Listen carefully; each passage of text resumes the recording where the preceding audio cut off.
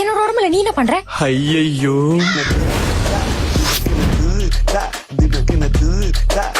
எப்படா மூஞ்சி ஃபுல்லா தாடி வச்சிருக்கீங்க? அரிக்குது. கீதா நல்லா கேட்டுக்கோ, இப்போல இருந்து நான் கீதா, நீ பவி. இப்போ நீ யாரு சொல்லு? நான் கீதா, நீ பவி. இன்னைக்கு என்னென்னலாம் பண்ண போறாளோ?